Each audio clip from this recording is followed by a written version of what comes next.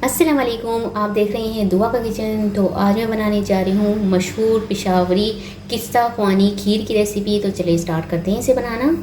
तो सबसे पहले यहाँ पर मैंने लिया था 1/3 कप राइस, और राइस को मैंने अच्छी तरह से वॉश किया और इसे मैंने आधे घंटे पहले भिगो दिया था। तो इसका अब मैं पानी निकाल दूँगी। अब हमने चावलों को बॉयल करना है। तो बॉयल करने के लिए यहाँ पर मैंने एक देगचे में पानी ले लिया है 1 लीटर के करीब। इसमें हम भिगोए हुए चावल डाल देंगे और चावल को 10 मिनट के लिए बॉयल होने देंगे।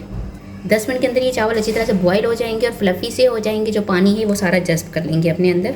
इतनी देर तक हम इसे बॉयल करेंगे।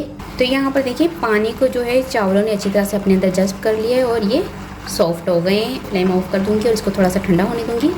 चावल जो है वो यहाँ पर ठंडे हो चुके हैं। अब इसे मैं जूसर ब्लेंडर में डाल दूँगी और हमने इसको ब्लेंड कर लेना है।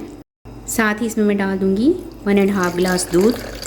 अब इसमें मैं डाल दूँगी 4 अदद रस, और रस को जो है उसके छोटे छोटे पीसेस करके मैं डाल दूँगी ताकि अच्छी तरह से ये ब्लेंड हो जाए।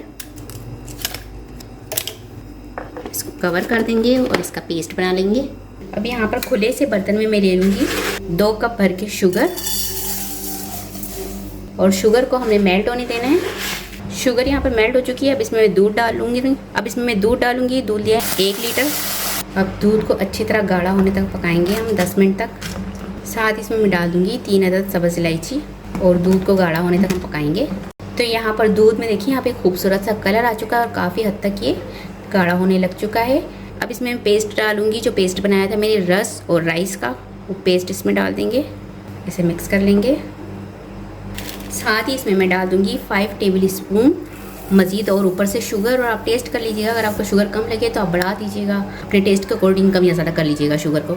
थोड़े से बादाम पिस्ते डाल देंगे, मिक्स कर लेंगे, कवर कर देंगे और इसे 45 मिनट तक पकाएंगे दरमियानी आंच पर। और बीच बीच में से चमचा हिलाकर देखते रहेंगे ताकि खीर हमारी नीचे से लगे भी ना और निकल के बाहर भी ना आए। तो थोड़ी थोड़ी देर बाद मैं इसको चमचा हिलाकर देखती रहूँगी।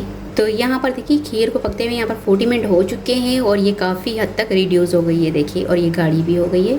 दूध जो है इसका काफ़ी रिड्यूस हो गया है। खीर हमारी काफ़ी गाढ़ी हो चुकी है। तो अब हमने इसमें क्या करना है, मेरे यहाँ पर जो है खोया अवेलेबल नहीं है, तो मैं इसमें मिल्क पाउडर डाल लूँगी। आप चाहें तो इसमें खोया भी डाल सकते हैं। तो मैं इसमें मिल्क पाउडर डाल दूँगी। 4 टेबल स्पून इसमें मैं डाल दूँगी मिल्क पाउडर।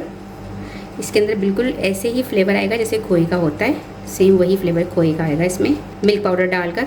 मिल्क पाउडर आप कोई भी ले सकते हैं, ऑलपर का, नीडो का। सब इसे मिक्स कर लेंगे और अच्छी तरह से मिक्स करेंगे ताकि इसमें कोई लम्स ना रहे। अब इसे मज़ीद 5 मिनट पकाएंगे लो फ्लेम पर। तो किस्सा ख्वानी खीर जो है वो हमारी बनकर तैयार हो चुकी है। फ्लेम में ऑफ कर दूंगी और इसे रूम टेम्परेचर पर ठंडा होने देंगे। इसके बाद आपको डिश आउट करके दिखाती हूँ। तो खीर को जो है मैंने रूम टेम्परेचर पर ठंडा कर लिया। अब इस पर गार्निश कर दूंगी बादाम और पिस्ते। तो मज़ेदार सी हमारी किस्सा ख्वानी खीर बनकर तैयार हो चुकी है। उम्मीद है कि आज की ज़बरदस्त सी यमी सी मज़ेदार सी रेसिपी आपको पसंद आई होगी। रेसिपी पसंद आए तो मुझे कमेंट्स में बताइएगा कैसी लगी रेसिपी। वीडियो पसंद आए तो इसे लाइक ज़रूर कीजिएगा।